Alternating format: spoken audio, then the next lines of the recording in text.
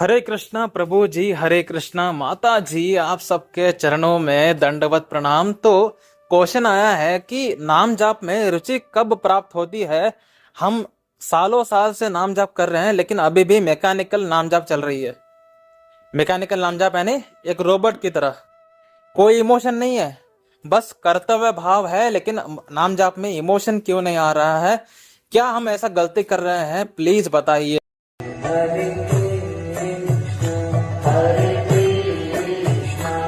तो मुझे लगा कि बहुत सही क्वेश्चन है, और इसका जवाब जानने के लिए मैंने भक्ति रसामृत सिंधु, जो हमारे श्रील प्रभुपाद जी ने लिखा था, उसमें मुझे इसका जवाब मिलता है, जिसमें श्रील प्रभुपाद जी अलग अलग नाम अपराध के बारे में बात करते हैं।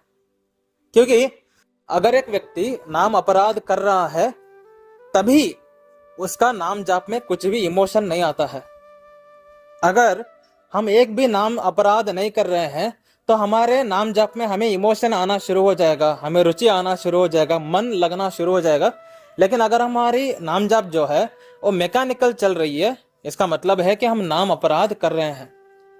और जब मैंने 10 नाम अपराध के बारे में जानना शुरू कर दिया, जो 10th नाम अपराध है उसके बारे में जब जाना, तब मुझे पता चल गया कि यस, परफेक्ट, हम 10th नाम अपराध कर रहे हैं, जिसके वजह से ही हमारा नाम जाप मैकेनिकल है।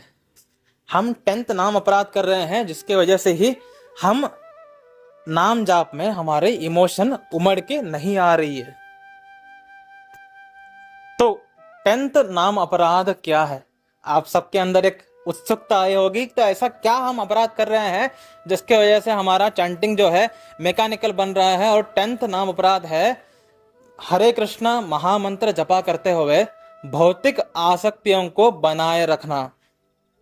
ठीक है, यानी मुझ में मूवीज देखने की आसक्ति अभी भी है, और मैं 4 साल से हरे कृष्णा महामंत्र जपा कर रहा हूं। यानी मूवी देखने की आसक्ति मेरे से निकल जाएगी अगर मैं उसको पकड़ूंगा नहीं। समझ में आ रही है? यानी कुछ हमारे भौतिक आसक्तियां हैं जिनको हम खुद पकड़े हुए हैं, और कृष्ण कितना भी अपने नाम के मुखांतर उसको खींचने की कोशिश करे, हम छोड़ नहीं रहे हैं। यानी हरे कृष्ण महामंत्र जो है हमारे सारे भौतिक आसक्तियों को खत्म करने की क्षमता रखता है। लेकिन अगर हमारी ही इच्छा नहीं है उस भौतिक आसक्ति को छोड़ने की, तो हरे कृष्ण महामंत्र क्या ही करे। तो अगर एक व्यक्ति हरे कृष्ण महामंत्र जपा करते हुए भौतिक आसक्तियों को बनाए रखता है, इसका मतलब है कि वो नाम अपराध कर रहा है। और जो व्यक्ति नाम अपराध करता है, उसकी नाम जाप में रुचि डेवलप नहीं होता है, उसके नाम जाप में इमोशंस नहीं आते हैं, उसके नाम जाप बिल्कुल एक रोबोट की तरह मैकेनिकल होता है। तो मैंने मूवीज देखने की आसक्ति खुद होल्ड करके रखा है, मोबाइल एडिक्शन को खुद होल्ड करके रखा है। ठीक है, और ऐसे अनेक आसक्तियां हैं जिनको मैंने खुद पकड़ करके रखा है, और हरे कृष्णा महामंत्र जपा कर रहा हूं, जिसके वजह से आज भी मुझे नाम जाप में कुछ भी इमोशन नहीं आता है। आज भी मैं कर्तव्य भाव से नाम जाप कर रहा हूं, और नाम जाप बिल्कुल एक मैकेनिकल बन चुका है। तो क्या करूं मैं? क्या करूं? इन आसक्तियों को छोड़ना मेरे लिए बहुत मुश्किल है। तो यहाँ पर श्री चैतन्य चरितामृत के एक खंड में हमारे चैतन्य महाप्रभु कहते हैं, अगर एक व्यक्ति भगवान श्री कृष्ण के शरणागत हो जाता है, तो उसका भक्ति पाथ ओपन होता है।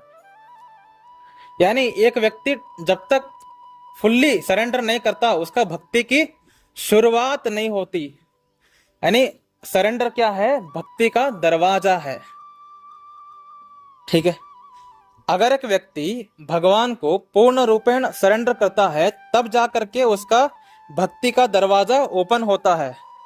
और जब भक्ति का दरवाजा ओपन होता है, तभी जा करके व्यक्ति जो है अपने आसक्तियों को पूर्ण तरीके से मिटा सकता है, जो भौतिक आसक्तियां हैं, और आध्यात्मिक आसक्तियां शुरू हो जाते हैं। तो शरणागति कैसे प्राप्त करे? अरे शरणागति कैसे आती है, इसका भी कोई एक्सप्लेनेशन होगा? हाँ जरूर है। शरणागति का फॉर्मूला क्या है? अनुकूलस्य संकल्प प्रतिकूलस्य वर्जनम।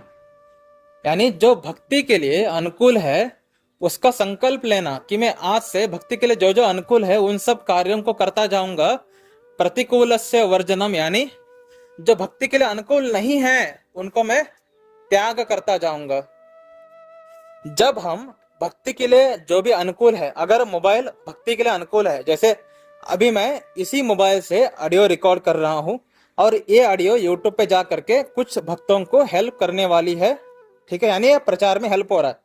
और इसी मोबाइल से हम हरि कथा सुनते हैं, ठीक है, यानी ये मोबाइल भक्ति में आगे बढ़ने में हेल्प कर रही है। उसके साथ साथ अगर मैं यही मोबाइल से भौतिक वीडियोस देखूं, भौतिक वीडियोस में भी जो इंद्रिय तृप्ति के वीडियोस हैं, एजुकेशनल नहीं, अगर कोई स्टूडेंट है और टीचर के वीडियो देख रहा है तो भौतिक वीडियो है, अब तो मैं गिरूंगा ऐसा नहीं है, ठीक है। अगर कोई पैसे कैसे कमाए, नॉलेज स्किल्स के बारे में वीडियो देख रहा है तो वो कुछ गलत नहीं है, क्योंकि वो इंद्रिय तृप्ति नहीं है, ठीक है, वो लर्निंग है, भौतिक लर्निंग। लेकिन अगर एक व्यक्ति इंद्रिय तृप्ति करता है, यानी शॉर्ट्स चलाते रहना, रील्स चलाते रहना, बेकार के कॉमेडी वीडियोस देखते रहना, गाने सुनना, भौतिक गाने, तो ऐसे मूवीज देखना, ठीक है, गाने, वीडियोस, मूवीज जो आपको इंद्रिय तृप्ति में लगाते हैं, हॉरर वीडियोस देखना, हॉरर मूवीज देखना, ठीक है, एनिमे देखना, अरे मुझे खुद बोल रहा था मैं, एनिमे देखना, जो कुछ भी आप भौतिक इंद्रिय तृप्ति करते हैं इसको छोड़ना पड़ेगा। जब आप इसको पूर्ण रूप से त्याग देंगे तो हो जाएगा प्रतिकूलस्य वर्जनम।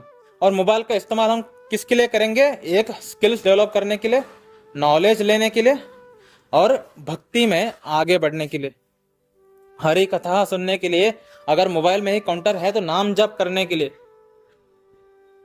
सत्संग सुनने के लिए और हरि नाम में नाचने के लिए, ठीक है, भजन लगाओ, नाचो, मस्त। तो मोबाइल का बेहतरीन इस्तेमाल भी हो सकता है, मोबाइल का वर्स्ट इस्तेमाल भी हो सकता है, ठीक है।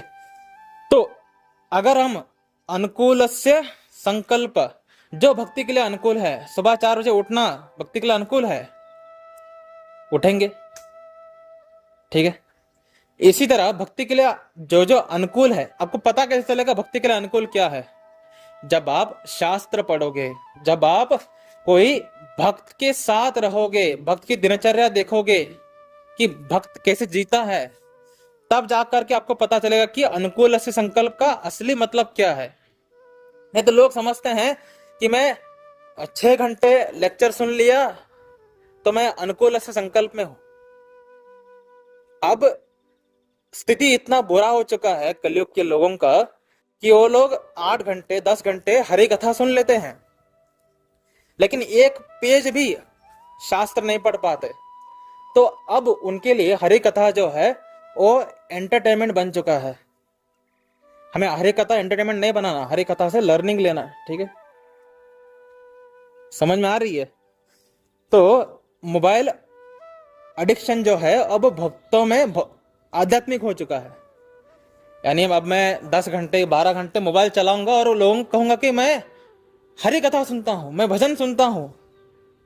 यानी एक व्यक्ति भक्त कहलाता है खुद को और 12 घंटे मोबाइल चलाता है, बोलता है मैं तो भक्ति करता हूं मोबाइल में। ना मुन्ना, ऐसा गलत फहमी मत पालना कि आप मोबाइल में भक्ति करते हैं।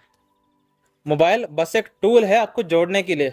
आपको मैक्सिमम समय जो है शास्त्र अध्ययन में देना चाहिए, असली भक्तों के साथ जो आपके नजदीक रहते हैं उनके साथ बिताना चाहिए, नाम जाप में देना चाहिए, ठीक है। और मोबाइल का इस्तेमाल इतना ही करना है जितना 1 आवर 2 आवर लेक्चर एक दिन के लिए काफी है। 1-2 घंटे के लेक्चर सुनिए डे में और बस, उसके बाद हम लेक्चर भी नहीं सुनेंगे, अब हम शास्त्र पढ़ने में अपना समय बिताएंगे, ठीक है। तो अनुकूल से संकल्प जो है वो खुद से आता नहीं है। जैसे मैंने एक एग्जांपल दिया है कि व्यक्ति 12 घंटे मोबाइल चलाता है और बोलता है कि अनुकूल से संकल्प है। नहीं, ये अनुकूल से संकल्प नहीं है, ये खुद को धोखा देना है, ठीक है। अनुकूल से संकल्प समझ में तभी आता है जब हम देखते हैं भक्तों को जो सही से भक्ति कर रहे हैं। ठीक है, प्रतिकूल से वर्जनम हम सबको पता है, हमारे आसक्तियां कहां कहां पर अड़ी हुई हैं हम सबको पता है। प्याज लहसुन में हमारा इतना आसक्ति है कि आज भी हम भगवान को बिना भोग लगाए खाना खाते हैं, क्योंकि घर में प्याज लहसुन से ही खाना बनता है। ठीक है, तो बहुत सारे भौतिक आसक्तियां हैं और इतने जल्दी जाएंगे भी नहीं।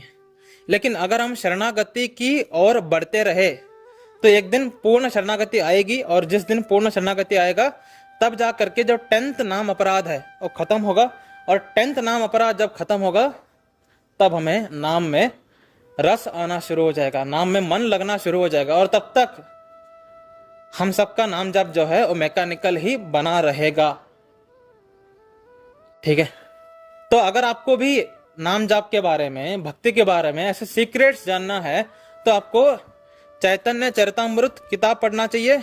और अगर आपको डायरेक्ट नॉलेज चाहिए, चैतन्य चरितामृत तो एक स्टोरी फॉर्म में है, लेकिन मुझे डायरेक्ट इंस्ट्रक्शन चाहिए, भक्ति रसामृत सिंधु जो श्रील रूप गोस्वामी पाद जी ने लिखा था, जिसको हमारे श्रील प्रभुपाद जी ने ट्रांसलेट किया इंग्लिश में नेक्टर ऑफ डिवोशन में, और हिंदी में भक्ति रसामृत सिंधु में ही लिखा हुआ है।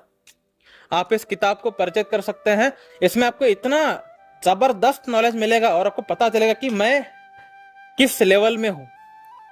हम सबको बहुत अलग अलग गलत फहमियां होते हैं शुरुआत में भक्ति की। जब एक व्यक्ति 1 साल 2 साल भक्ति में आता है तो उसको लगता है कि मैं अनर्थ निवृत्ति में आ गया, मैं रुचि अवस्था में आ गया। लेकिन जब एक व्यक्ति भक्तों को देखता है कि भक्त कैसे जी रहे हैं, तब उसको मालूम पड़ता है कि मैं पारमार्थिक श्रद्धा में हूं। जिस तरीके से मैं अपराध कर रहा हूं, सेवा अपराध, नाम अपराध, वैष्णव अपराध, और जब व्यक्ति शास्त्र पढ़ता है तब उसको पता चलता है कि मैं भक्ति में ही नहीं हूं। जो स्टैंडर्ड है भक्ति का, मैंने तो उसको प्रैक्टिकल बनाने के लिए इतना नीचे गिरा दिया। मैं स्टैंडर्ड मेंटेन नहीं करता। अरे प्रैक्टिकल होना पड़ता है यार, कलयुग है यार, बोल करके मैंने भक्ति का स्टैंडर्ड इतने नीचे गिरा दिया है कि मैं अभी भक्ति में बिल्कुल भी हूं नहीं। तो गलत फहमियां टूटते हैं जब आप साधु संग करते हैं। और श्रील प्रभुपाद जी कहाँ पर है अभी? उनकी किताबों में।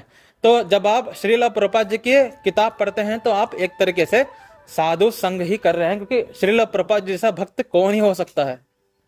ठीक है, तो हमें साधु संग करना चाहिए, क्योंकि साधु का कार्य का है हमारे भौतिक आसक्तियों को काटना।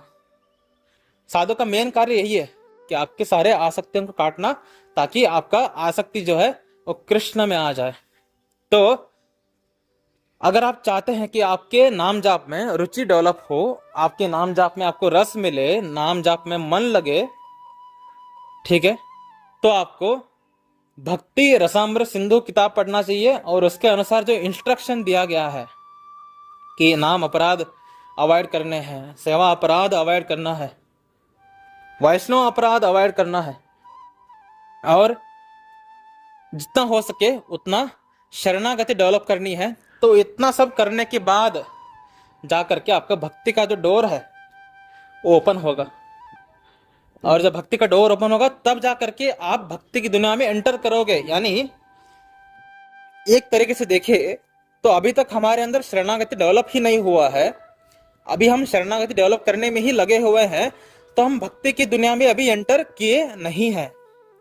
तो खुद को भक्त कभी मत बोलना दोस्त, खुद को भक्त कभी मत बोलना, और खुद को दास भी मत बोलना कभी भी कि मैं तो कृष्ण दास हूं। कृष्ण दास भक्त ही होता है। मैं कृष्ण के दासों का दास बनने की कोशिश कर रहा हूं और मैं अभी भी सफल नहीं हूं। ये हमारी अभी आइडेंटिटी है। ठीक है, इसलिए प्लीज अपने नाम जाप पर फोकस करिए। और नाम जाप पर जब फोकस कर रहे हैं, सबसे बड़ी चीज जो नाम अपराध में 10th अपराध है, अपने भौतिक आसक्तियों को मेंटेन करना बंद करिए। ठीक है, हमारी जो डिफॉल्ट बुद्धि है वो इंद्रिय भोग करने के लिए ही बना हुआ है। काफी वर्षों से हमने यही कार्य करते हुए आए हैं। तो हमारा डिफॉल्ट बुद्धि जो है वो इंद्रिय तृप्ति में ही लगा रहता है, उसको हमेशा इंद्रिय तृप्ति ही करना होता है। लेकिन अब हमारी आइडेंटिटी बदल चुकी है। अब हम मानव नहीं है, ठीक है। अब हम भक्ति करने के मार्ग में हैं।